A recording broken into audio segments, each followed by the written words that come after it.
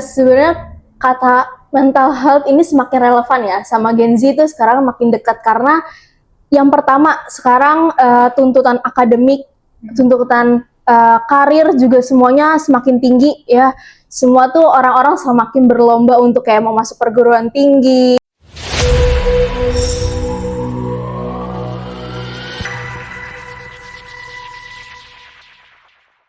Assalamualaikum warahmatullahi wabarakatuh.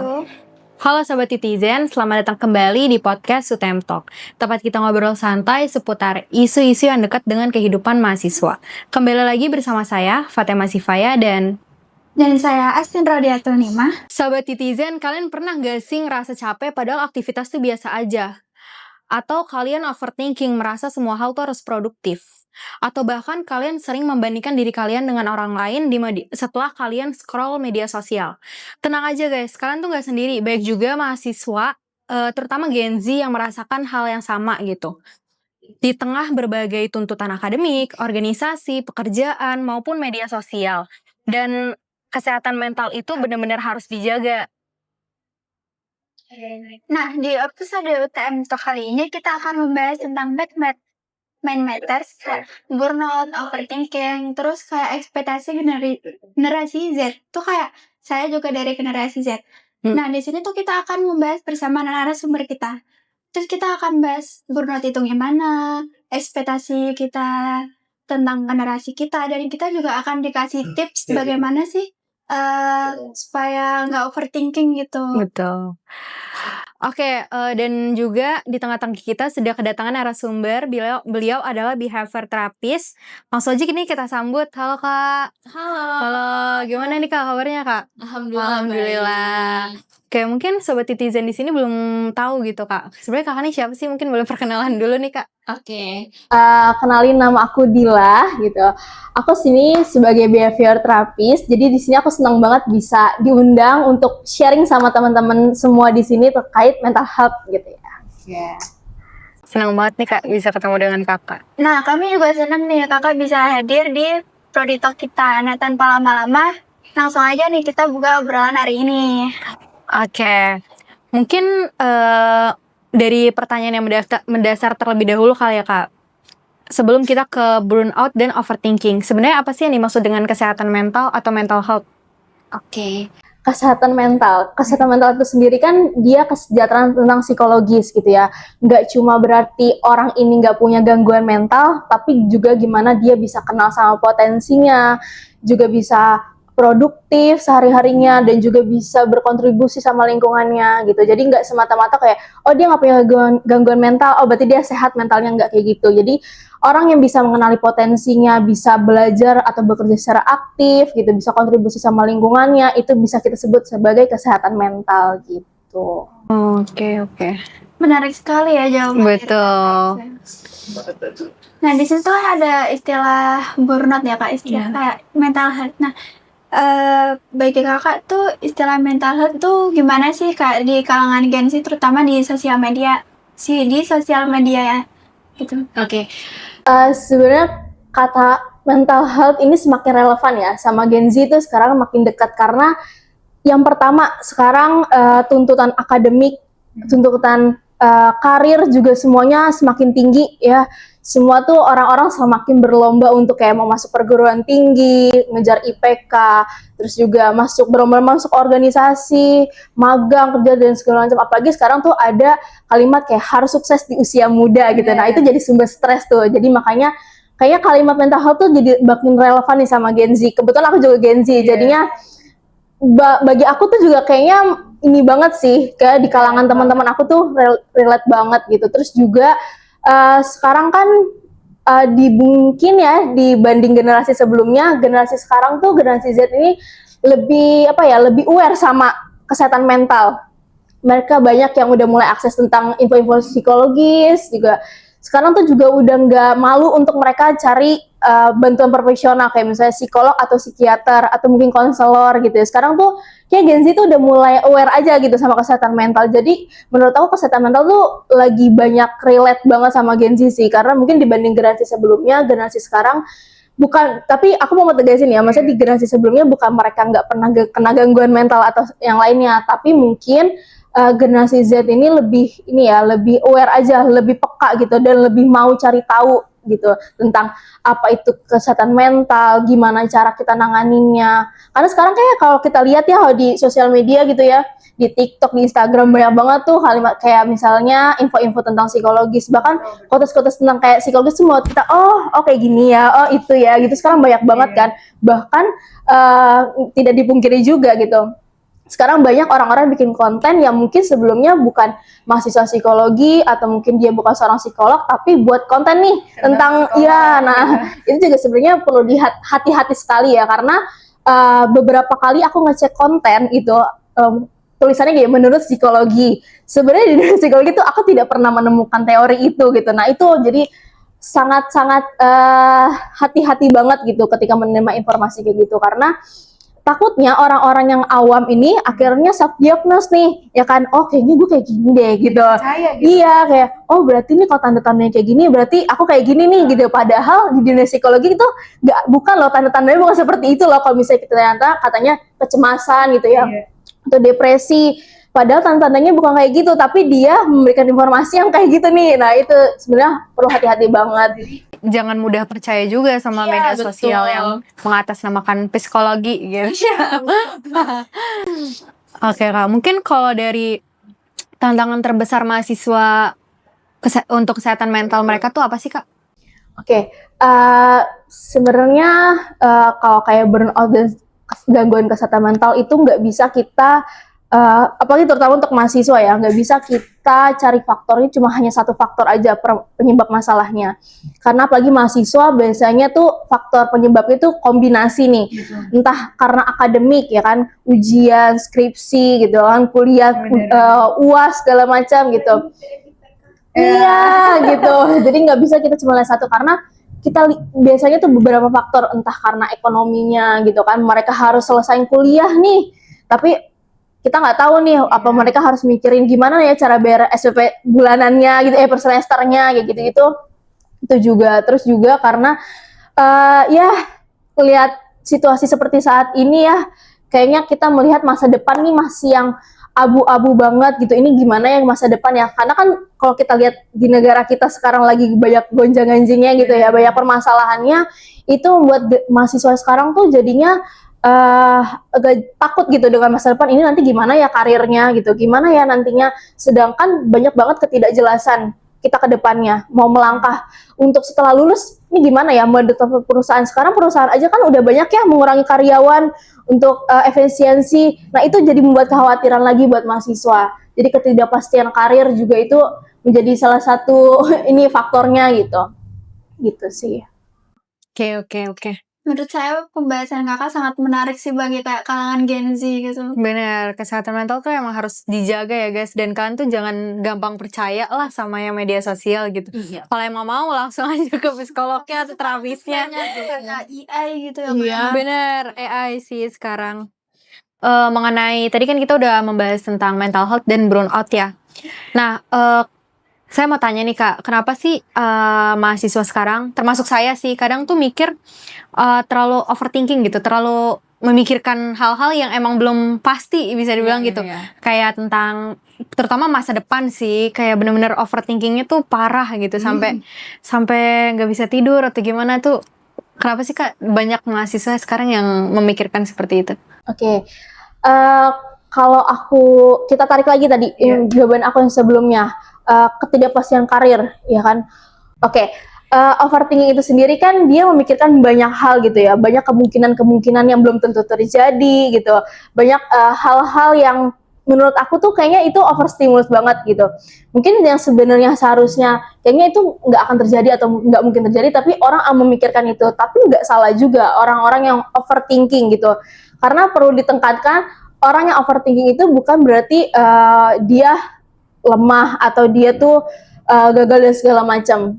Justru yang itu jadi pengingat buat kita, ternyata ada loh pola pikir yang gampang terpengaruh gitu, gampang loh akhirnya nantinya tuh banyak kemungkinan gitu. Nah, jadi kenapa sih sekarang mahasiswa banyak yang overthinking gitu. Tadi ketidakpastian karir, mereka akan overthinking nih, apalagi mungkin yang udah semester akhir. Ini setelah ini mau kemana ya gitu. Setelah ini kita mau lanjut kemana nih? Padahal mungkin sebelumnya udah tahu nih masuk jurusan apa, padahal harusnya udah tahu nih. Tapi lama-lama kalau mungkin lihat ya iya sekelilingnya, kondisi yang sekarang juga kayaknya jadi pas berpikir ulang nih. Iya, kayaknya nggak bisa deh. Kayak harus bikin ini, masuk ke sini kayaknya nggak bisa deh. Itu jadi overthinking dia. Padahal mungkin sebelumnya belum dicoba gitu kan. Tapi dia karena udah terlanjur overthinking ya itu. Gitu juga. Terus juga karena pengguna media sosial yang terlalu aktif. Itu sebenarnya itu benar-benar ngaruh banget sih. Jadi penggunaan media sosial yang terlalu aktif. Karena kita seakan-akan tuh kita mendapat informasi 24 jam gitu. Jadi overstimulus nih kita gitu, terlalu banyak informasi konflik, isu ekonomi, apapun masuk gitu kan. Apalagi kalau misalnya kita buka Instagram, buka TikTok, FYP-nya apa nih atasnya tentang kondisi negara, turun lagi, beda lagi. Itu overstimulus. Itu kenapa orang overthinking gitu kan. Aduh abis ngeliat ini, oh ternyata ngeliat orang di PHK, gimana nih besok kalau gua kerja gitu kan. Terus turun lagi, beda lagi FYP-nya gitu. Itu bikin orang overthinking. Makanya sebenarnya penggunaan media sosial tuh benar-benar ngaruh banget gitu kalau nggak dikontrol ya.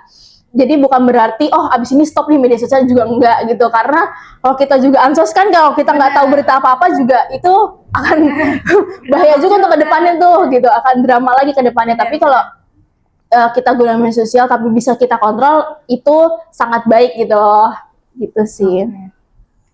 Terus gimana sih Kak cara mengelola ambisi kita tetapi tidak mempengaruhi kesehatan mental kita?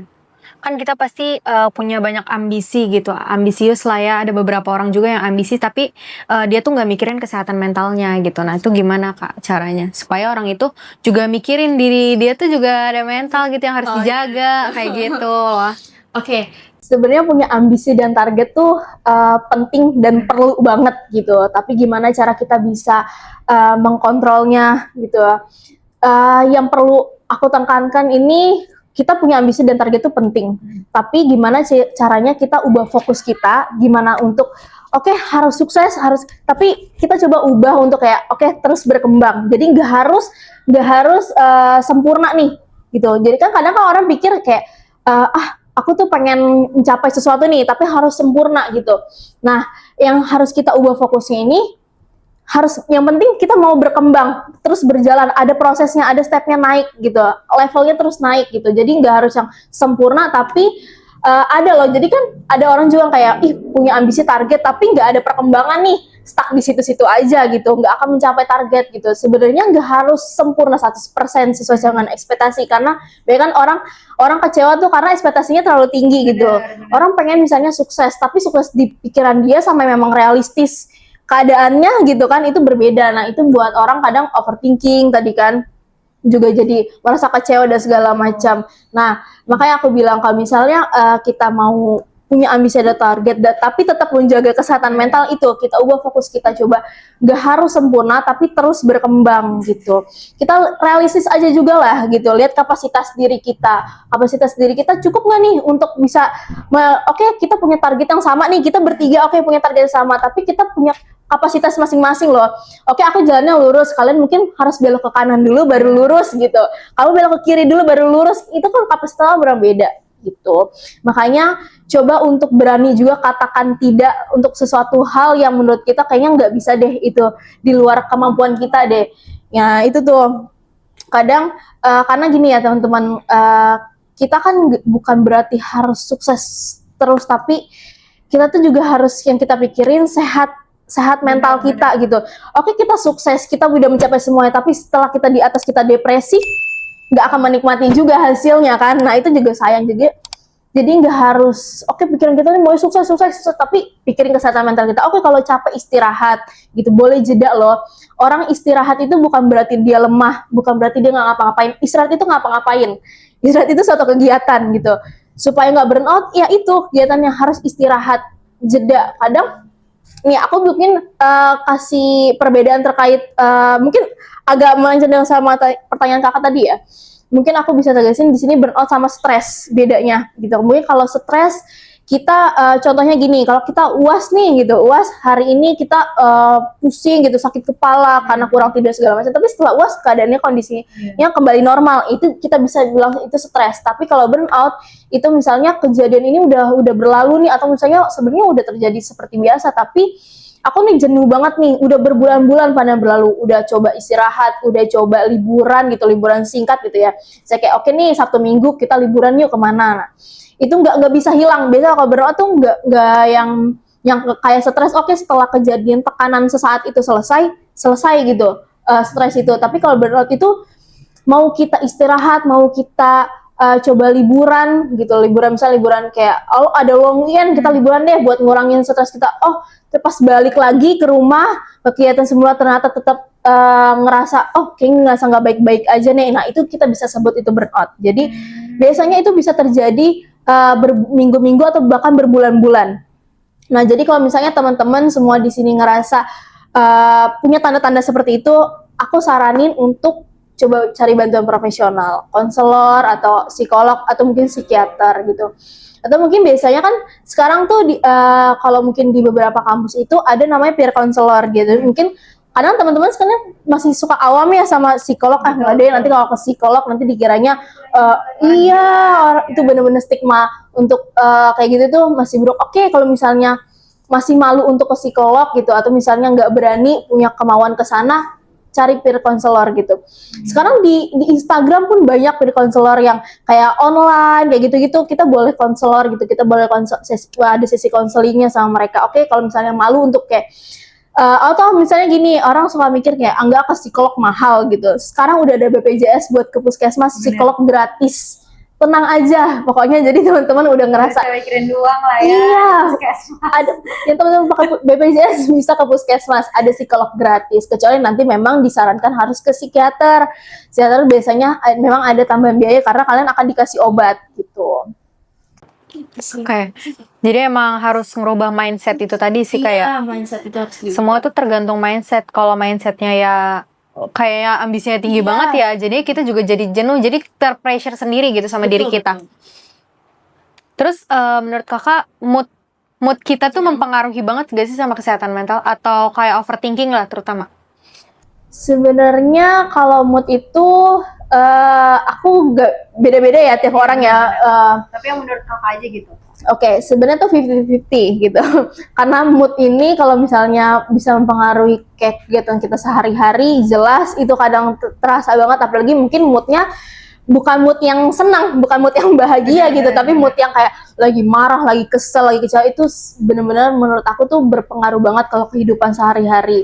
Dan nanti akibatnya bisa ke overthinking gitu kan. Misalnya lagi ngerasa di hati tuh kayaknya lagi marah banget deh. Akhirnya pas lagi misalnya masuk ke kampus nih, lagi kuliah di kelas gitu, pikiran tuh nggak akan tenang gitu. Nah, itu akhirnya jadi kemana-mana, akhirnya jadi overthinking gitu. Menurut aku tuh akan berpengaruh sih. Jadi makanya usahain mungkin teman-teman mahasiswa gitu ya, kayak setiap pagi, oke, kita coba jangan terlalu banyak buka HP deh, misalnya contohnya buka sosial media. Itu kan banyak, tadi aku bilang ya, overstimulus, kita akan ketemu tuh hal-hal yang bukan yang bahagia. Banyak kayak sekarang di sosmed tuh nggak semuanya tentang hal-hal yang romantis, tentang hal-hal liburan, tapi sekarang tuh udah bercampur semua di situ. Nah, itu akan mempengaruhi tuh mood kita. Nah, diusahain banget pagi-pagi tuh jangan kita buka sosial media untuk melihat hal-hal yang nggak bagus, karena sebenarnya nggak cuma kayak misalnya di rumah ada konflik itu tapi dari sosial media juga itu ngaruh banget, mempengaruhi mood. Nah, nanti akhirnya sepanjang hari itu kalau udah mood dari pagi, aku yakin nih, karena aku ngerasain sendiri, kalau pagi mood aku bagus, itu kan seharian itu akan bagus. Tapi kalau mood pagi udah nggak bagus nih, mau siang nanti ternyata abis gitu kita nonton konser apa-apa, itu pasti rasanya akan beda. Rasanya akan kayak ngerasa, kayak gue seneng, tapi ada ngerasa yang kayak kurang klik gitu. Iya gitu. Nah, tapi kalau dari pagi kita udah senyum, udah bahagia, udah senang bawaannya, minimal senyum deh, bangun tidur senyum aja, itu kan kayaknya ngebuat suasana hati kita lagi senang. Nah, seharian itu aku jamin pasti kita akan ngerasa wah gitu kan, ngerasa senang aja gitu hari itu, walaupun gak ada apa-apa. Mungkin kayak datang ke kampus, kuliah, masuk kelas, pulang, tapi bawaannya kayak lega aja gitu, nggak ada sesuatu yang ganjel, sesuatu yang ngerasa musik di hati gitu. Nih, ngomong-ngomong yang tadi kakak kalau bilang, kalau misalkan pagi kita mood, terus pasti dalam satu hari tuh mood. Itu kayak termasuk afirmasi diri gak sih kak? Betul. Banyak banget tuh karena di media sosial akhir-akhir ini FYP aku tuh kayak tentang afirmasi gitu. Jadi awali pagi kita dengan afirmasi yang positif kayak gitu. Itu kan termasuk yang psikolog gitu-gitu ya kak. Itu emang bener-bener adanya seperti itu atau gimana kak? Betul. Jadi tadi aku bilang kan kalau misalnya kita mau pengaruhi mood di hari itu, coba mulai dengan hal-hal baik dulu nih yang pertama. Begitupun sebenarnya dari kayak kita coba untuk senyum, memikirkan hal-hal positif di pagi hari gitu ya.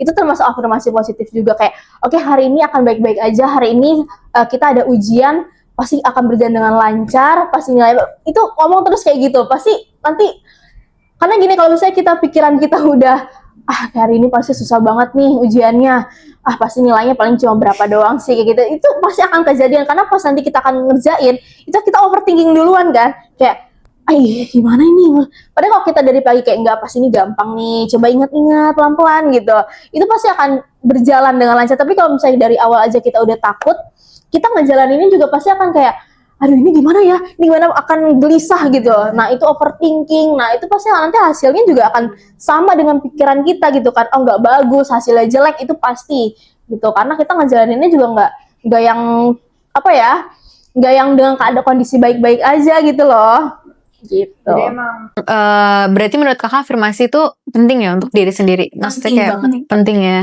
Jadi teman-teman mungkin yang belum menerapin afirmasi atau mungkin dari kemarin takut untuk menerapkan itu gitu loh.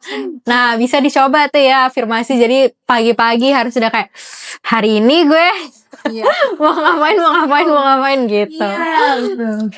Oke.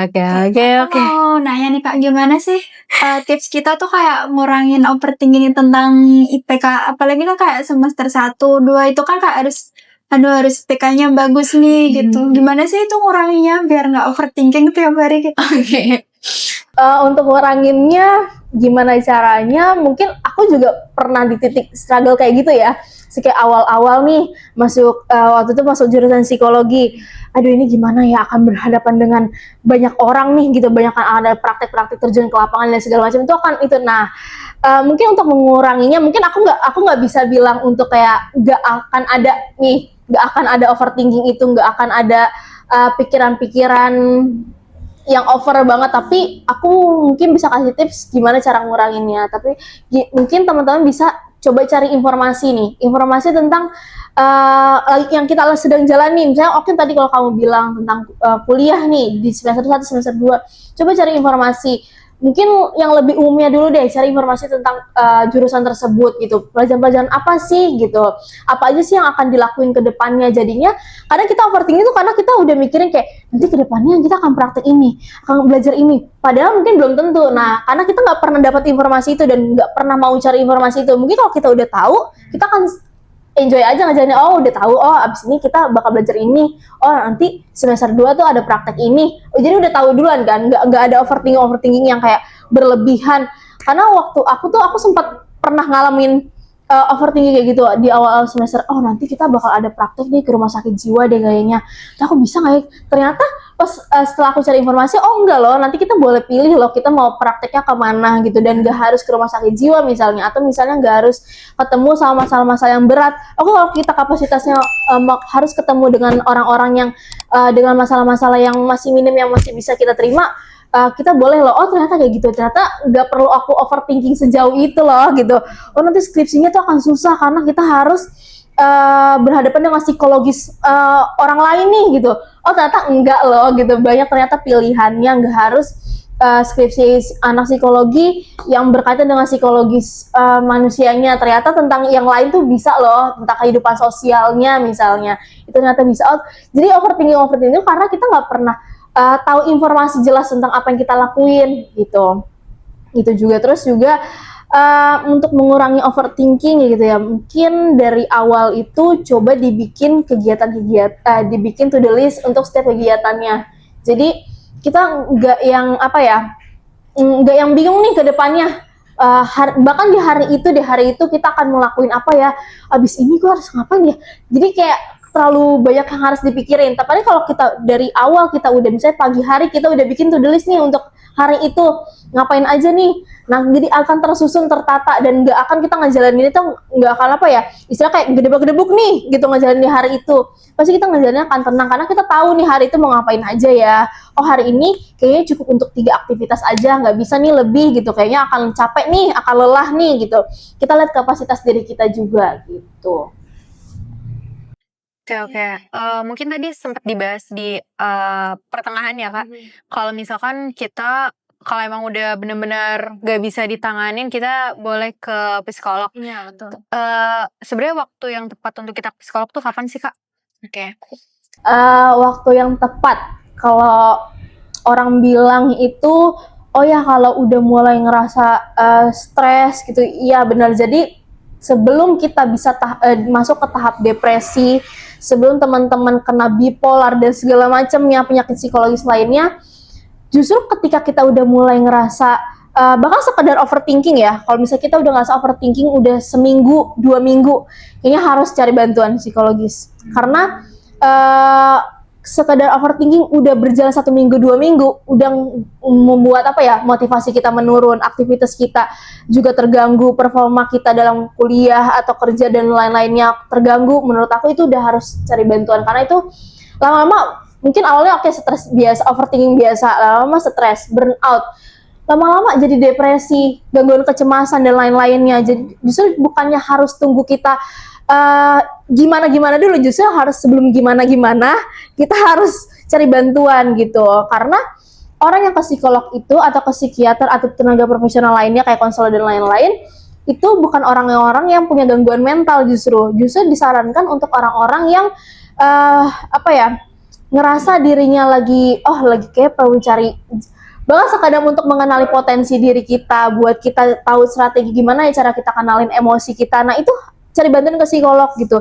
Jangan ketika kita udah di tahap depresi gitu, baru kita cari bantuan ke psikolog. Itu menurut aku bukannya telat ya, tapi sangat disayangkan aja gitu. Kenapa ketika awal-awal kalian ngerasa overthinking, stres dan burnout di 2 minggu atau sebulan awal itu, kalian kenapa nggak langsung cari bantuan profesional? Kayak sakit aja deh gitu. Kalian sakit udah seminggu demam atau 2 minggu demam, nanti aja dulu deh kayaknya. Nanti kalau udah step mungkin baru ke rumah sakit. Itu menurut aku udah yang 2 minggu awal kalian demam kemana aja, nggak coba ke rumah sakit mahal, ke puskesmas, ke klinik kan bisa gitu. Nggak usah tunggu, justru jangan tunggu kita udah gawat darurat dulu nih gitu. Kalau misalnya kita ngerasa fisik kita karena gangguan kesehatan mental atau lain-lainnya itu nggak cuma hanya kita ini ya, stres dan segala macam, bahkan kesehatan fisik itu juga bisa jadi pertanda.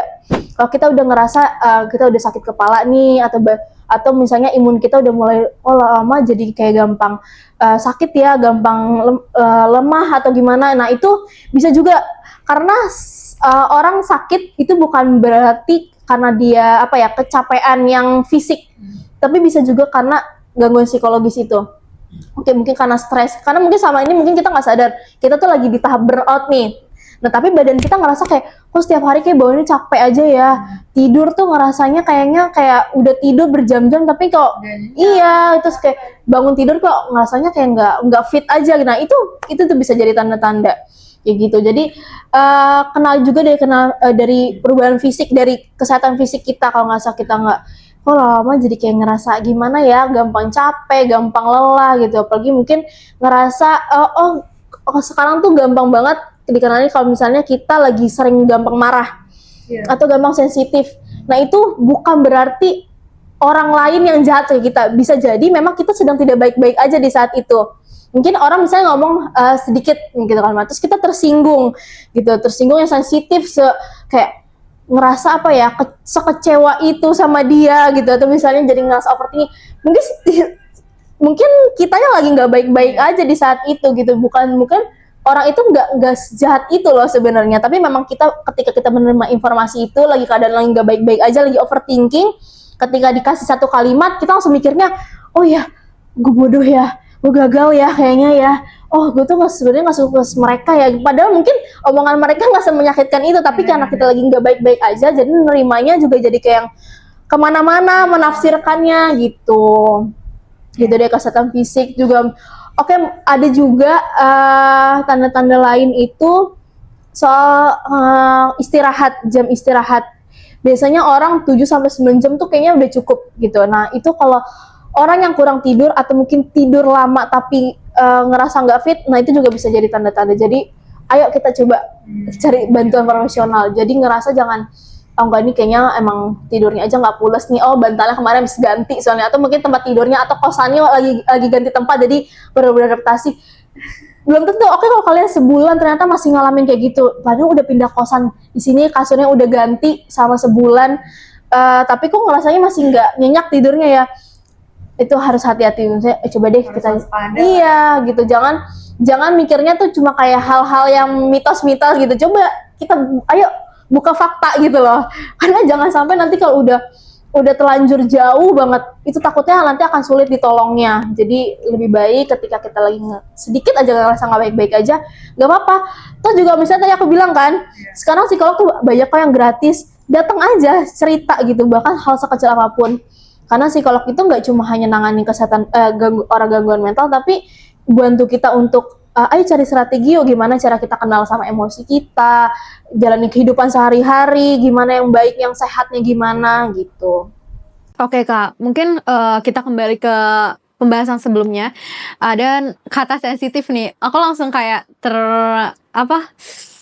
terngiang gitu ya. Ada pertanyaan, gimana sih cara kita nanggepin orang yang sensitif? Kayak misal kita punya teman atau kita punya lawan bicara tapi orang itu sensitif gitu, apakah kita harus ngertiin dia mulu atau gimana gitu loh? Kayaknya tuh hampir sama dengan tadi pertanyaan sebelumnya, ada kayak mood itu sebenarnya mempengaruhi nggak sih? Nah itu orang-orang yang dengan mood lagi sensitif, lagi nggak baik, itu benar-benar mempengaruhi kita banget kan gitu. Kalau misalnya dibilang kita harus ngertiin mereka terus apa enggak, sebenarnya 50-50 sih menurut aku. Karena biasanya energi yang nggak baik atau energi yang kayaknya buruk, energi negatif itu akan berpengaruh ke kita juga gitu. Saran aku sih ya, kalau menurut aku saran aku tuh mungkin kalau misalnya kita lagi ngeliat teman kita lagi sensitif kayak gitu, dibanding terus kita ngertiin dan kitanya akan capek sendiri, lebih baik mungkin hari itu dia memang butuh waktu untuk kayak sendiri dulu, atau untuk butuh tenang, dibanding kalau kita terus kita dampingin gitu. Tapi bukan berarti kita langsung kita musuhin, nggak seru sekarang dia udah sensitif banget orangnya gitu, enggak. Mungkin di hari itu aja, tapi mungkin kalau kita ngerasa kitanya juga sudah menerima energi-energi yang menurut kita kayaknya akan mempengaruhi mood aku juga nih hari ini gitu, dengan sensitifnya dia, dengan ketersinggungannya dia akan mempengaruhi aku kayak, ih apa sih, baru cuma ngomong kayak gitu aja kok dia marah, akhirnya kita jadi kayak kesal sendiri kan. Nah kalau kita ngerasa kok energinya kayaknya udah mulai menular nih ke aku nih, oke kita kayaknya coba berjalan masing-masing dulu nih di hari itu gitu.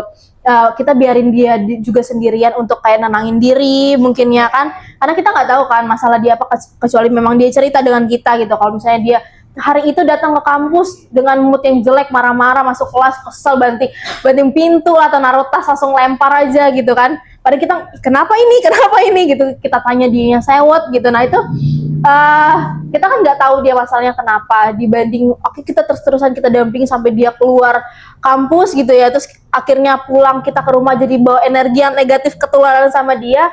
Lebih baik sih menurut aku kayak kita coba deh untuk kamu nggak apa-apa tenangin diri dulu, aku juga coba untuk menjaga energi aku, karena jangan sampai kita ngertiin dia terus di hari itu, pulang setelah ketemu dia kita malah kasih energi yang punya dia tadi, energi buruk di kita ke orang lain gitu ya, bahkan lebih nggak tahu apa-apa kan ya, itu juga bahaya juga. Jadi kalau misalnya mungkin di awal boleh kita kayak tanya, misalnya kita coba ngertiin kenapa gitu, kita coba tanya, ternyata dia nggak mau cerita, mungkin itu di luar kapasitas kita ya untuk terus harus ngertiin terus ya.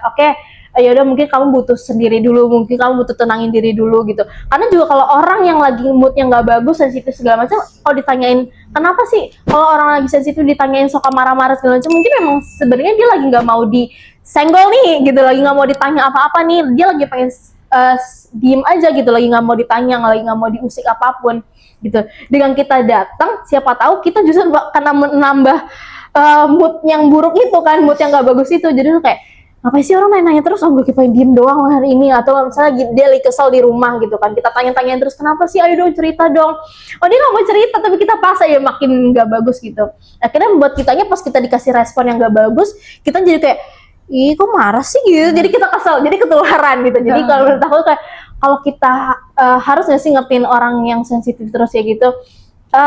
Kalau misalnya ngerasa nya udah emang dia lagi nggak mau diganggu, misalnya dia mau diganggu tapi kok energi dia ini ya ke aku, karena energi negatif dari orang lain tuh bener-bener ngaruh juga tau ke kita. Jadi kenapa makanya ada orang yang coba selektif deh milih temannya itu menurut aku, karena gak cuma energi dia yang lagi sensitif segala macam, energi yang suka marah-marah, orang yang suka kesel itu akan ngaruh ke kita gitu. Coba kalau kita misalnya berteman sama orang yang ngomongnya lembah lembut gitu ya, orang yang kayak ya Allah baik hati banget, itu bisa akan nular ke kita, karena kita akan malu sendiri juga kan kalau misalnya kita teman kita baik banget nih, tulus banget bantu orang, tapi kita yang jahat ke orang segala macam, itu kita akan malu sendiri juga. Nah itu menurut aku makanya kenapa kita harus pilih-pilih teman, itu juga akan ngaruh, karena energi positif dan negatif orang lain itu bisa ngaruh ke kita. Jadi kalau kita mau terus ngertiin orang lain juga takutnya nanti kitanya gitu akan kebawa gitu. Jadi menurut aku, jadi kalau misalnya diimbangin, oke, kalau dia ngerasa udah yaudah kayaknya dia mau sendiri dulu, udah nggak usah dicukup, kalian juga, tapi juga bukan berarti hari itu kita musuhin aja, udah diemin aja tapi kita harus pantau, karena banyak loh kasus-kasus yang kayak misalnya mereka tuh lagi masalah, kayak teman-temannya coba ngertiin dengan cara coba yaudah kita nggak usah temenin dulu hari itu. Ternyata ketika nggak ada orang yang mengawasi, ternyata dia membuat hal-hal yang di luar nalar nih, misalnya entah dia ternyata percobaan bunuh diri dan segala macam gitu kan. Nggak ada orang-orang yang mengawasi teman-temannya lagi coba untuk kayak, padahal mungkin pikiran teman-temannya kayak coba gue ngertiin deh, gue usah hari ini kita nggak usah ngajak interaksi. Ternyata dia nggak biasa pulang sama teman-temannya coba kayak udah deh ben aja dia sendirian dulu gitu nanti daripada kita yang kena imbasnya. Itu dia pulang sendiri, akhirnya dia coba untuk ke suatu tempat untuk percobaan bunuh diri, karena teman-temannya di situ nggak ada yang tahu kan. Nah itu juga kita tetap liatin, kita tetap sebagai teman yang baik gitu ya, kita tetap awasi nih dia kenapa ya, jangan sampai orang itu melakukan hal-hal yang di luar dugaan, tapi juga jangan kita ganggu gitu loh ke dianya gitu. Menurut kakak tuh healing tuh penting gak sih bagi Gen Z? Kalau overthinking dikit pengennya healing. Iya. Kalau nggak healing kan bikin duitnya boros. Tapi kalau nggak healing tuh kayak ngerasa kurang, habis itu bikin overthinking lagi. Itu gimana kak? Kamu pernah mengalami itu? Sering. Oke. Sebenarnya itu kan healing tuh dari salah satu self care kita ya. Dan sebenarnya self care itu nggak harus yang selalu ngelakuin hal-hal yang mengeluarkan budget yang mahal atau mengeluarkan energi bahkan tenaga yang menguras sekali gitu ya. Sebenarnya tuh kalau misalnya kita kita habis seminggu nih ujian, di Sabtu Minggu kita mau self reward nih, mau ngapain ya gitu.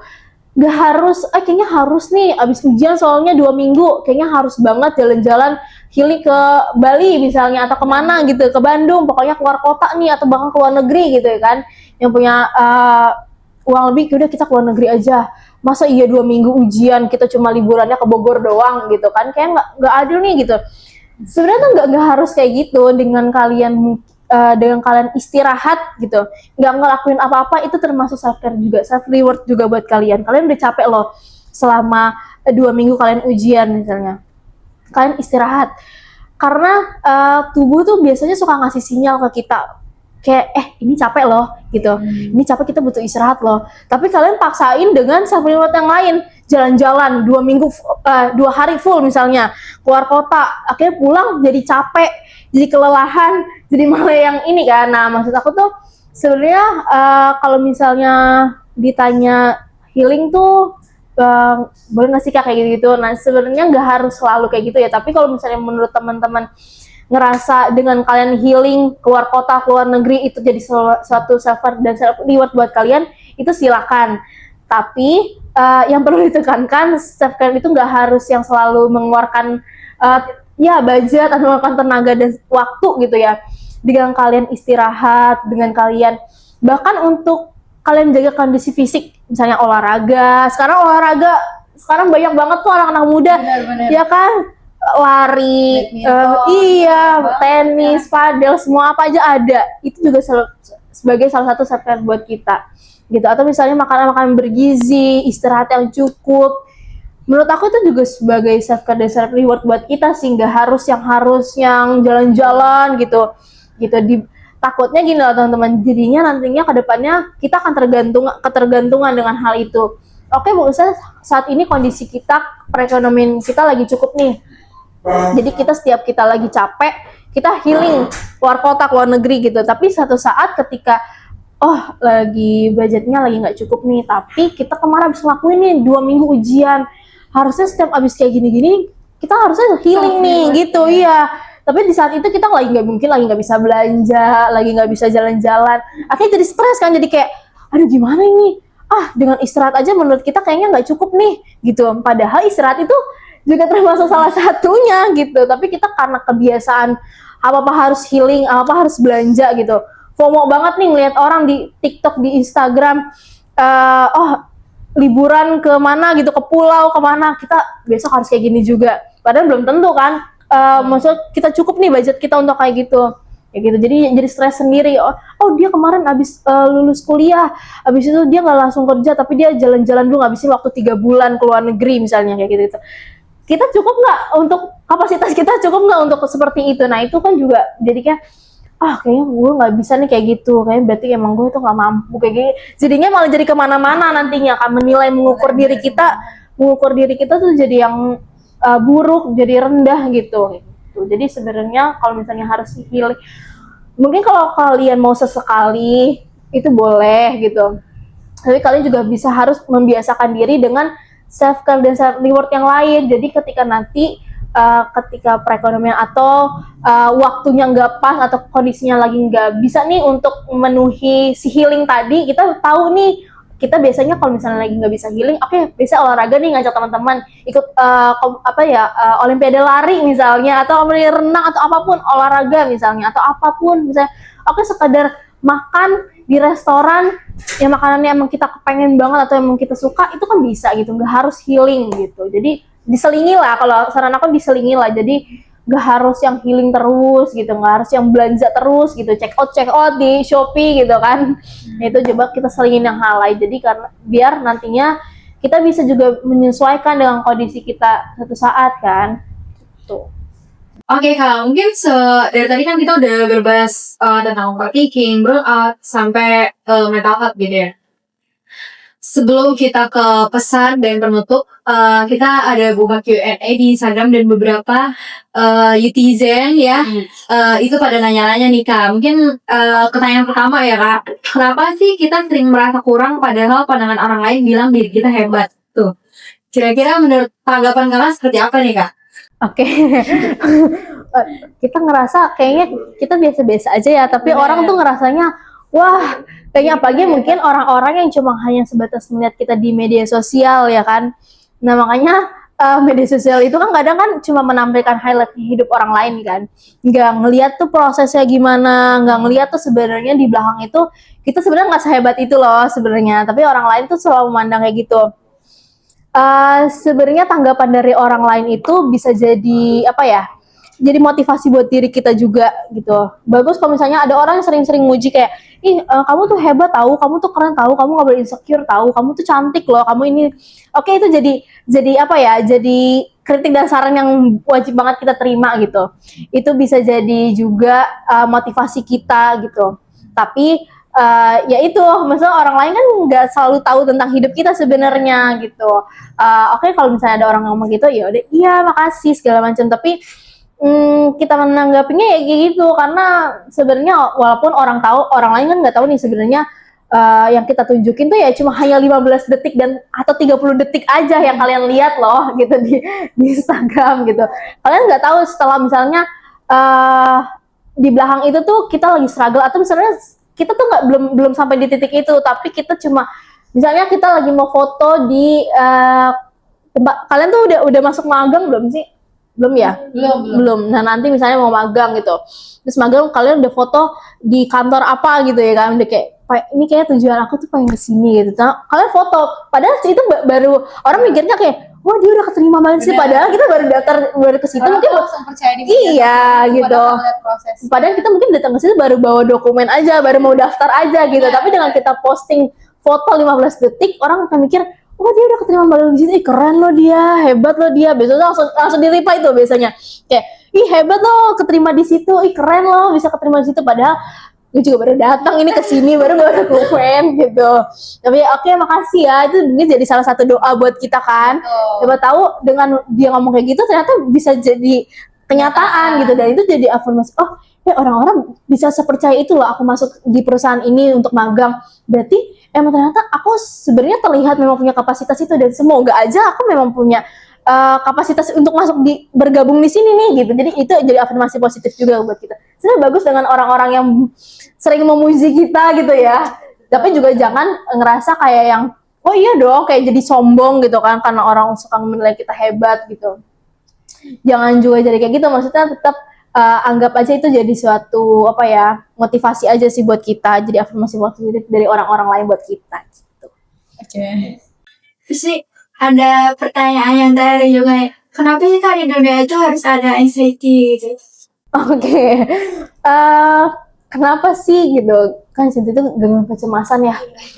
Kita cemas tuh nggak harus sesuatu hal yang besar, bahkan hal-hal kecil, hal-hal yang di hari itu akan terjadi aja tuh kita kayaknya sekecil ini deh, sekecil kalau misalnya temen aku tuh sempat cerita dia itu cemas karena dia tuh nggak bisa naik motor yang tinggi.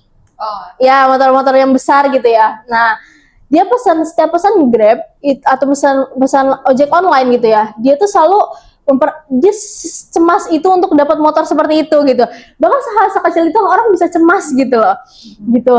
Karena banyak ketidakpastian, banyak hal-hal yang akan terjadi, banyak kemungkinan besar gitu yang akan terjadi, yang sebelumnya mungkin kita sudah membawa trauma, kita sebelumnya sudah membawa sudah punya perasaan trust issue gitu ya.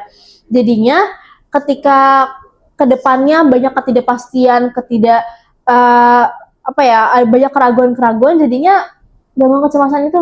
Jadi kalau misalnya ditanya kenapa sih di dunia ini harus ada kecemasan, ya karena memang kita berdampingan dengan hal-hal yang tidak pasti gitu. Banyak banget hal-hal yang di luar ekspektasi kita gitu loh. Gitu. Jadi makanya kenapa di dunia ini ada kecemasan, sebenarnya penting juga ada kecemasan. Jadi kita lebih bisa aware gitu, bisa lebih waspada, lebih bisa berhati-hati. Karena kalau misalnya kita nggak punya lost control tentang kecemasan, itu juga akan bahaya. Oke, misalnya kita mau nyebrang rel kereta, kalau kita nggak cemas ada kereta lewat, kita jalan-jalan aja. Mungkin setelah itu ada kereta lewat, kita nggak tahu. Nah itu sebenarnya kecemasan tuh perlu, kenapa di dunia ini sebenarnya juga perlu banget gitu buat kita bisa lebih berhati-hati. Kita di kosan sendiri gitu, kita harus punya rasa cemas itu, cemasnya ada orang lain, orang yang nggak dikenal, atau misalnya di kosan itu lagi sepi, tiba-tiba ada yang ketok pintu, itu kita harus punya perasaan cemas, perasaan hati gitu. Cuma memang kalau udah kecemasan yang berlebihan itu kan jadi suatu gangguan kecemasan. Nah itu benar memang harus butuh pertolongan. Kenapa harus itu, memang harus perlu sih ada kecemasan itu. Cuma memang kalau udah di luar kontrol kita, kendali kita, dan mengganggu aktivitas kita yang kayak kayaknya ini udah berlebihan nih cemasnya gitu. Ini apa-apa, hal sekecil apapun itu udah cemas banget. Kita masuk ke kelas itu udah cemas banget, nanti bakal ditunjuk maju nggak ya presentasi. Itu kan udah yang bener-bener hal sekecil itu aja kita kadang cemas banget kan. Nah itu atau misalnya kita Gen Z deh sekarang lagi cinta-cintaan gitu ya, yang cowok mau nembak ceweknya udah cemas bakal ditolak kayak gitu. Nah itu tuh kayak gitu. Jadi hal sekecil itu kayak kita selalu memang berhidup ini berdampingan dengan kecemasan itu gitu. Karena itu tadi kita hidup berdampingan dengan hal-hal yang tidak pasti, hal-hal yang tidak banyak kemungkinan gitu, yang hasilnya nggak sesuai sama apa yang kita pikirkan doang. Misalnya kayaknya kalau aku ngelakuin ini hasilnya kayak gini, belum tentu gitu. Makanya kita kadang suka cemas kan gitu. Karena memang hasil itu tidak melulu sesuai dengan ekspektasi kita. Gitu. Oke guys, menarik banget. Banget ya. Mungkin sebelum closing nih Kak, bisa ngasih tips atau pesan untuk sobat Citizen yang nonton di sini mungkin yang lagi belajar untuk mengembalikan kondisi mentalnya gitu. Mungkin ada pesan atau mahasiswa. Pesan-pesan untuk mahasiswa, untuk seluruh mahasiswa bakal aku tegaskan. Pertama mungkin izin aku menyampaikan untuk semua teman-teman, coba teman-teman tuh kenali dulu sama potensi kalian, kenali juga selain potensi untuk mengejar ambisi dan target tadi, kalian juga harus kenal sama emosi kalian gitu. Karena semua itu emosi itu mempengaruhi si potensi tadi gitu.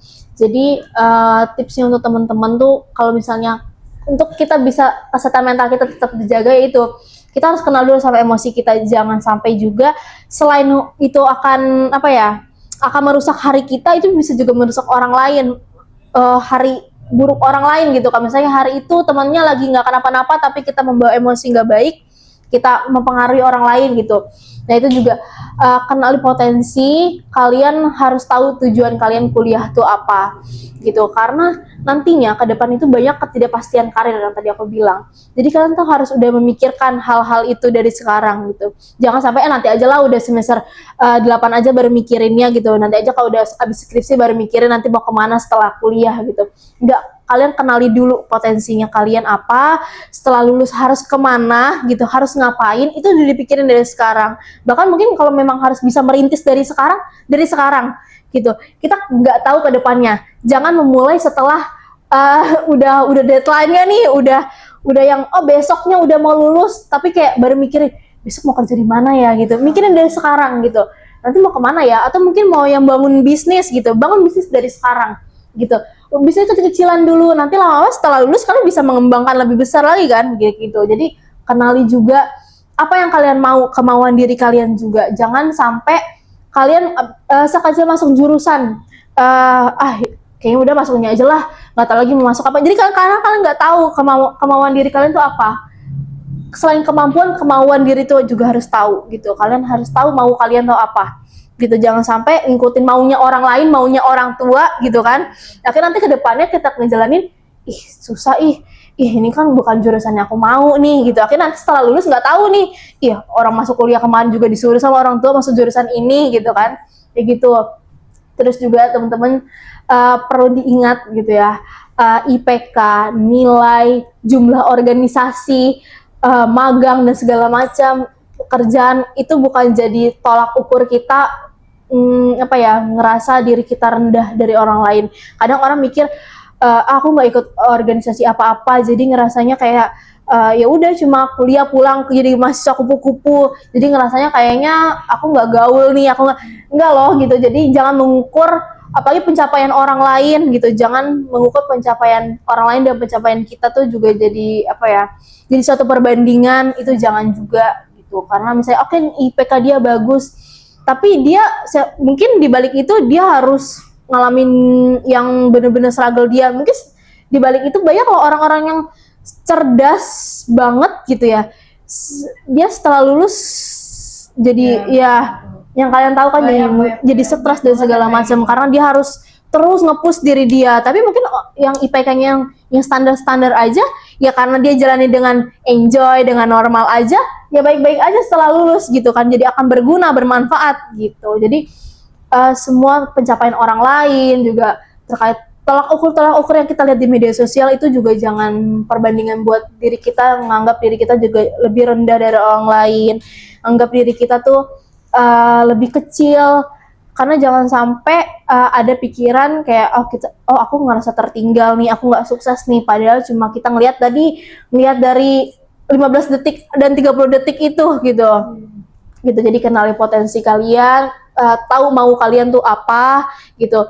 Terus juga bikin to the list tuh apa yang mau kalian lakuin, gak cuma hari itu tapi kedepannya. Setelah semester ini, semester depan tuh harus apa? Misalnya harus ngambil magangnya di mana? Itu harus udah kepikiran. Jangan sampai udah masuk semester ini, teman-teman udah dapat tempat magang. Ya karena mereka sebenarnya udah memikirkan hal itu dari sebelumnya, kalian baru mikirin di saat itu gitu. Jadi harus pikirin kedepannya tuh akan apa ya, akan ngapain ya gitu. sesuai sama kapasitas diri kita juga, realistis. Jangan perbandingan orang lain masuknya BUMN gitu, magangnya di BUMN. Kita mungkin belum bisa ke sana gitu, kapasitas diri kita nggak di sana. Mungkin kita masuk ke sana akan pulang sore, kita akan capek, mungkin kapasitas kesehatan fisik kita juga beda-beda gitu-gitu. Itu harus dipikirin juga gitu. Terus juga istirahat, teman-teman. Kalian tuh mahasiswa tuh kayaknya, kalau aku pun ngalamin gitu ya, di mahasiswa tuh kayak berat banget gitu perjuangan kita buat sampai jadi seorang sarjana tuh kayaknya berat banget. Nah, kalian apa ya, istirahat, jeda itu tuh nggak apa-apa banget gitu. Jangan kayak misalnya kemarin yang kalau misalnya kita dengar, mungkin aku sedikit senggol terkait berita yang ada teman kita kan mahasiswa yang lagi ngerjain skripsi, ternyata kita dengar kabar ternyata dia meninggal di dalam kosannya sendiri. Itu karena mungkin kita tidak tahu ternyata dia stres di dalam kosan itu karena ngerjain skripsi, kurang tidur, terus dia nggak cerita ke siapa-siapa. Itu masalah psikologis, itu ngaruh juga gitu. Jadi istirahat, nggak apa-apa istirahat, kasih jeda. Oke, misalnya Senin sampai Jumat udah capek kuliah, Sabtu Minggu kalian nggak ngapa-ngapain pun nggak apa-apa. Itu bukan berarti kalian jadi orang yang pemalas, enggak. Itu istirahat loh, butuh jeda banget loh diri kita. Kadang diri kita udah ngasih sinyal nih di hari Jumat, ih badan aku tuh udah ngerasa nggak enak, pusing deh. Nah itu tubuh tuh ngasih sinyal sebenarnya gitu. Oke. Teman-teman, seru banget pembahasan pada episode kali ini, dan banyak banget yang kita petik pelajaran dari pembahasan kita, mulai dari burnout, overthinking, sampai kesehatan mental. Jadi memang kesehatan mental tuh benar-benar penting untuk dijaga gitu. Kalian tuh harus bisa istirahat sejenak gitu kalau misalkan emang capek. Terus juga kalian bisa kenalin diri kalian gitu. Kalian ini sebenarnya gimana sih kayak gitu. Makanya itu harus kenalin diri kalian dulu, dan jangan ragu untuk meminta bantuan ketika memang kalian membutuhkan itu gitu loh. Jadi jangan takut dan jangan ragu gitu. Terima kasih juga bagi Sobat UTM yang telah menyaksikan. Jangan lupa like, komen, dan subscribe channel YouTube UTM Jakarta.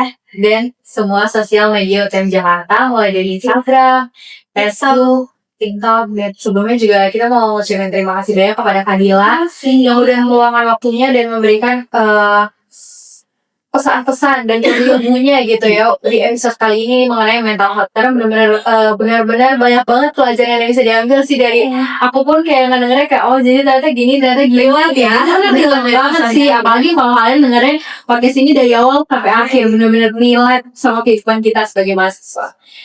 Oke. Mungkin kalian jangan lupa like, comment, share, subscribe ke YouTube UTM Jakarta, dan follow semua sosial media UTM Jakarta, mulai dari Instagram, TikTok, Twitter, Facebook, dan nantikan episode-episode UTM Talk selanjutnya. Kurang lebihnya mohon maaf. Wassalamualaikum warahmatullahi wabarakatuh.